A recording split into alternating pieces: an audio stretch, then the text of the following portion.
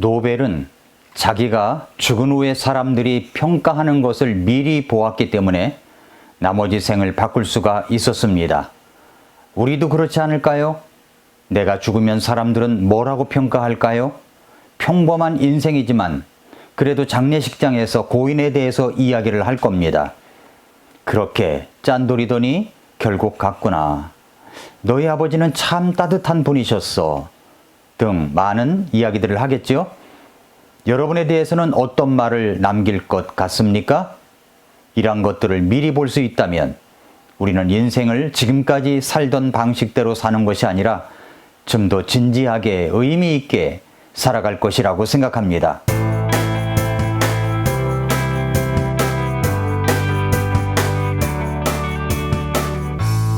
미라클모닝 애청자 여러분 안녕하십니까? 해마다 노벨상 수상자를 발표할 때면 전 세계의 신문 방송들이 주목을 합니다. 우리나라는 노벨상 수상자가 전무한 상태지만 한 명이 있는데 노벨 평화상입니다. 모두 아는 이야기지만 노벨상을 창립하게 된 배경이 있습니다. 그것은 신문에 잘못 실린 자신의 부고 기사를 보고 나서라는 것입니다.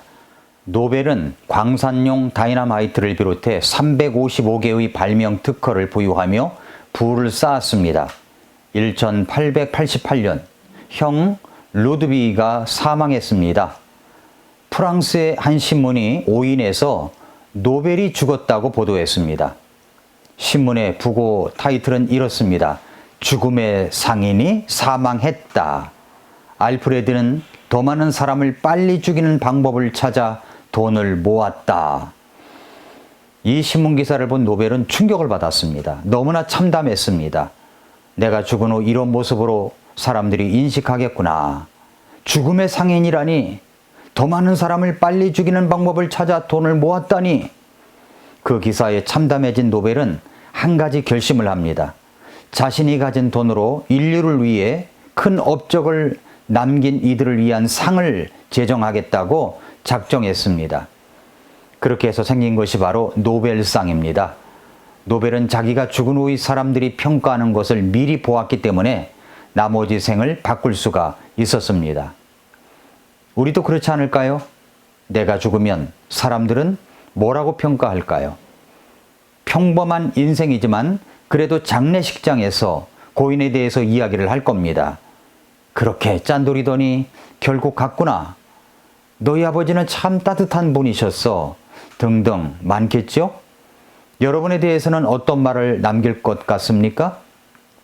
이러한 것들을 미리 볼 수 있다면 우리는 인생을 지금까지 살던 방식대로 사는 것이 아니라 좀 더 진지하게 의미 있게 살아갈 것이라고 생각합니다. 사무엘하 11장은 다윗의 인생에서 일어나서는 안 된 일들이 일어났습니다. 이것 때문에 다윗의 인생은 큰 오점을 남겼습니다. 이것 때문에 많은 고통의 생활을 보냈습니다. 한순간에 저지른 일 때문입니다. 다윗이 만약에 이 사무엘하 11장의 기록을 미리 볼 수 있었다면 어떻게 되었을까요? 그런데 그 이야기가 사무엘하 12장에 나옵니다. 다윗이 우리아의 아내를 간통하고 밧세바가 임신했다고 하자 그 남편 충신이었던 우리아를 그 아내와 자게 만들려고 휴가를 오게 해서 몇 번 시도하다가 실패하자 그를 전쟁의 깊은 곳 전방에 투입시켜 제일 먼저 선봉대에 서게 하여 죽게 만들었습니다. 살인 교사죄죠? 우리아가 죽자 그 아내 밧세바를 자기 아내로 맞아들입니다. 이런 일들을 하나님께서 어떻게 보셨을까요? 사무엘하 11장 27절에 보면은 이렇게 이야기를 했습니다. 그러나 다윗이 향한 그 일을 주께서 기뻐하지 아니하시니라고 했습니다. 그리고 1년이 지났을까요? 다윗의 심령은 고통과 괴로움으로 나날을 보냈습니다. 시편에 그런 내용이 나오죠. 드디어 기다려도 회개하지 않고 버티자 하나님께서 나단 대언자를 보내십니다. 그리고 이런 이야기를 합니다. 어떤 도시에 두 사람이 있었습니다. 한 사람은 부자이어서 양떼와 소떼가 엄청 많았습니다. 그러나 또 한 사람은 가난하게 살았는데 그 집에 양 한 마리가 전부였습니다. 가난한 사람은 그 양을 자녀들과 함께 마치 딸 자식처럼 길렀습니다. 애지중지 키운 거죠. 부잣집에 손님이 왔습니다. 부자는 뭔가를 대접해야 하겠는데 자기가 가진 양떼와 소떼 중에서 한 마리를 잡아 대접하려고 하니까 그것이 아까웠습니다. 그래서 그 부자는 가난한 사람의 어린 양을 강제로 빼앗아 옵니다. 그리고 그 가난한 사람이 그렇게 딸 자식처럼 사랑하고 애지중지 키운 그 어린 양을 잡아서 손님 대접을 하였습니다. 나단 대원자가 이쯤 이야기를 하자 다윗이 노발대발합니다. 주께서 살아계심을 두고 맹세하는데 그 일을 행한 사람은 반드시 죽어야 한다. 그가 불쌍히 여기지 아니하고 이 일을 행하였으므로 4배를 갚아주어야 하리라. 그런 일을 저지른 사람을 향한 분노가 솟구쳐 올랐습니다. 그러자 나단 대원자가 말합니다. 당신이 바로 그 사람입니다. 그리고 하나님께서 주신 말씀을 전합니다. 만약에 내가 너에게 준 것이 부족했을 것 같으면 이것저것을 더 주었을 것이다. 그런데 너는 어찌하여 주의 명령을 업신여기고 주의 눈앞에서 악을 행하였느냐? 네가 칼로 헷족 속 우리아를 죽이고 그의 아내를 빼앗아 네 아내로 삼았으며 암몬 자손의 칼로 그를 죽였느니라. 네가 나를 업신여기고. 다윗은 하나님을 업신여겼습니다. 다윗이 그렇게 분노하며 소리쳤던 그 일을 미리 볼 수 있었다면 다윗이 죄를 범하였을까요? 아닐 것입니다. 내로남불이라는 말이 있죠. 내가 하면 그럴듯하게 핑계를 대고 로맨스로 만들지만 다른 사람이 잘못하면 불륜이라고 악행이라고 손가락질하며 비판해 대는 것입니다. 내가 죽고 내일 아침 신문에 나에 대해서 기사가 난다면 뭐라고 날까요?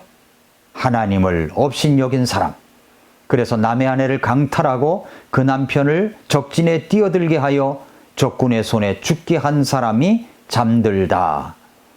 이런 기사가 난다고 하면 얼마나 충격이겠습니까? 여러분이 만약에 오늘 밤 하나님의 부르심을 받고 내일 아침 부고 소식이 신문에 난다면 어떤 기사가 나올까요? 여러분의 장례식장에 와서 사람들이 뭐라고 말할까요? 아무도 듣는 사람이 없다고 할 때 사람들은 당신의 죽음에 대해서 뭐라고 말할까요? 다윗은 사무엘하 11장에서 범죄를 저지릅니다. 그렇게 범죄의 현장에 가지 않기 위하여 어떻게 해야 할까요? 내일 펼쳐질 부고장에 당신이 평가하는 기사가 난다면 어떤 뉴스가 나오게 될 거라고 생각하십니까? 노벨처럼 지금 우리의 삶을 바로잡기 위해서 오늘 나는 무엇을 해야 될까요? 어제 말씀대로 첫째로 잘 될 때 조심해야 합니다. 자신의 상태를 조심해야 합니다. 사람은 뭔가가 잘 되면 자신의 어떤 모습으로 변하든 끝까지 잘 될 것이라고 생각하는지 이전에 겸손하게 신앙생활 하던 것을 뒤로 하고 자기의 감정대로 생각대로 욕구대로 살아갑니다. 영적으로 게을러집니다. 영적으로 게으른 사람은 영적인 것에 대해서 무감각한 사람이 되고 맙니다. 매사에 게으릅니다. 게으름은 열정이 없다는 것을 나타내며 분명한 목표가 없을 때 나타나는 증후군입니다. 이러한 게으름은 나쁜 습관입니다. 죄입니다. 예수님은 게으른 자를 책망하셨습니다. 달란트 비유에서 1달란트 가진 자가 게을렀기 때문에 감각도 없고 자신이 편리한 대로 생각한 것입니다. 그래서 우리 주님께서 뭐라고 하셨습니까? 이 악하고 게으른 종아 말씀하셨죠. 그 다음에 또 우리가 잘 될 때 조심해야 되지만 두 번째로는 주변 환경에 조심해야 됩니다. 사무엘하 11장 2절을 다시 보십시오. 보면은 저녁 때에 다윗이 자기 침상에서 일어나 왕의 집 지붕 위에서 거닐다가 한 여인이 목욕하는 것을 지붕에서 보았는데 그 여인이 보기에 매우 아름다움으로 라고 했습니다. 다윗은 저녁 때 일어나서 왕궁 지붕 위를 거닐다가 한 여인이 목욕하는 것을 보았습니다. 다윗의 눈에 그 여인은 심히 매우 아름다워 보였습니다. 매우 아름다워 보였다고 이야기합니다. 이것이 문제죠. 그냥 아름다운 것이 아니라 매우 아름다워 보였다고 말하고 있습니다. 다윗은 그것이 죄라는 것을 몰랐을까요? 아름답게 보는 것이 죄가 아닙니다. 집중해서 볼 때 그것이 죄가 될 수 있는 것입니다. 그 죄의 유혹을 계속 바라볼 때 넘어질 수밖에 없는 것입니다. 이런 성적인 유혹은 남자나 여자나 나이에 상관없이 찾아옵니다. 특히 여가 시간을 잘못 사용할 때 이런 것에 깊이 빠져들 수가 있습니다. 그러기 쉽습니다.